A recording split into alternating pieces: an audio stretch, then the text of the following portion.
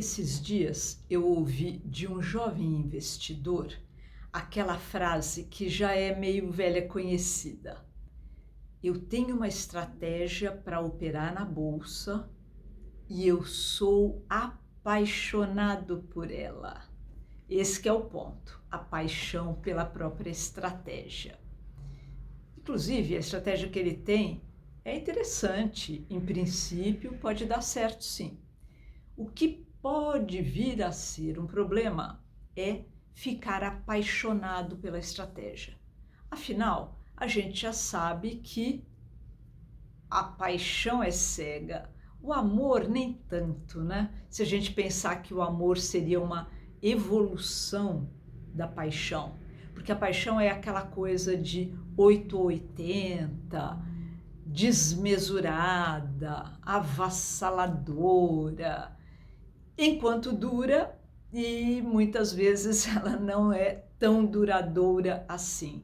Mas enquanto está vigorando, a paixão impede a gente de ver nuances, de ver problemas, de ver uma série de coisas que depois que ela passa, a gente olha e fala, meu Deus, onde eu estava com a cabeça, né?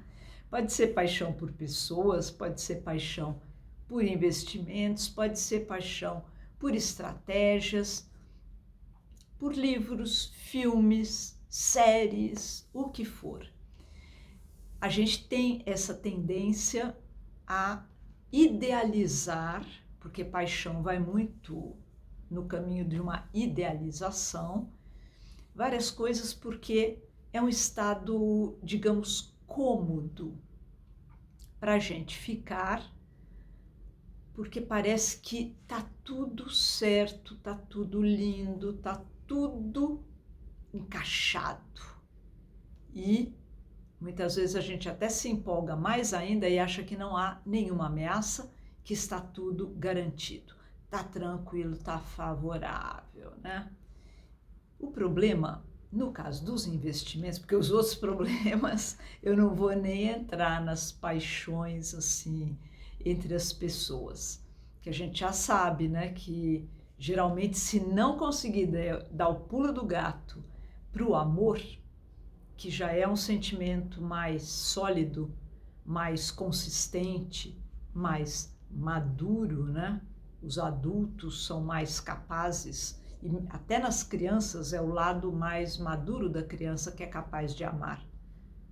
O lado infantil da gente é mais capaz de se apaixonar só e ficar nessas relações exageradas e meio cegas, né?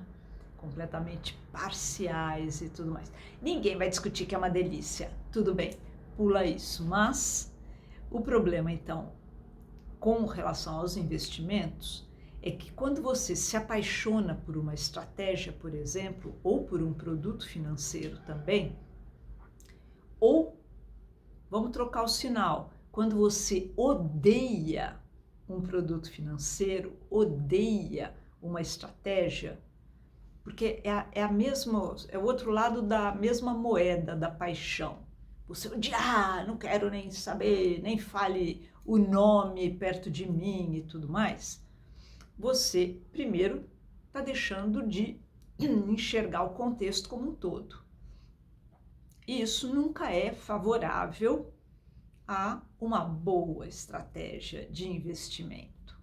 Então, entra aí o efeito posse, tudo que é meu vale mais. A gente tem essa tendência, né? E de fato ela tem até um certo valor evolutivo, se a gente pensar, porque aqueles indivíduos que valorizaram mais as coisas que chegaram a possuir, talvez tenham conseguido possuir mais do que era essencial para a sua sobrevivência. Então a gente já vem um pouco com essa tendência. Se chegar no extremo, e aí a gente já puxa a psicanálise, é o próprio narcisismo, que até certo ponto também é fundamental para a gente sobreviver. Você tem que se amar, Você tem que se valorizar suficientemente para poder continuar vivo, para cuidar de você mesmo e tudo mais. Aliás, tem aquela história, né? Como no avião. Ai, lembra de avião, né? Aquela história do avião, nas instruções de segurança. Quando cai a máscara, se você estiver com uma criança ou alguém de quem você esteja cuidando, primeiro coloque a máscara em você mesmo, para depois cuidar da outra pessoa.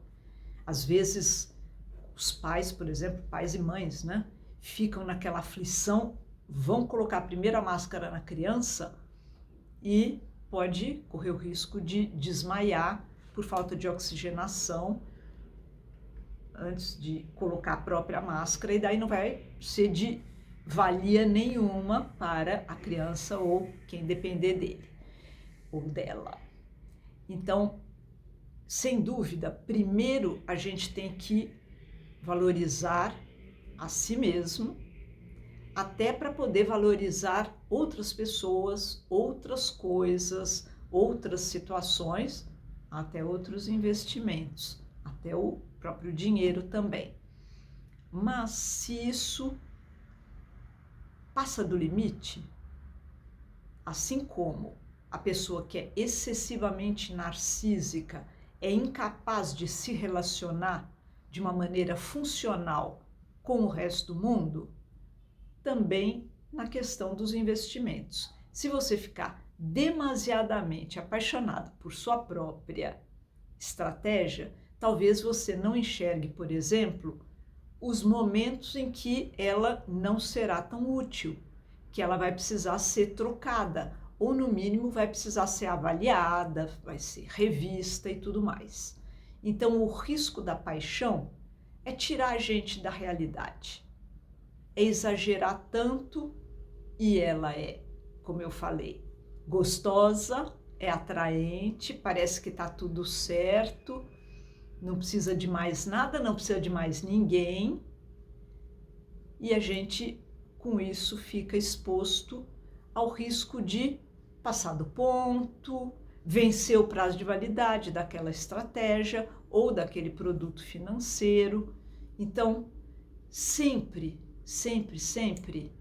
em que pese ser contundente, a realidade é a fonte da nossa condição para evoluir. Não adianta evoluir só na fantasia, não vale, né? Então, a realidade não perdoa, ela não costuma ser boazinha com a gente, fofa, não. Ela é meio dura, mas é a partir deste contato, destas tensões que a realidade joga para a gente, que existe a possibilidade de avançar.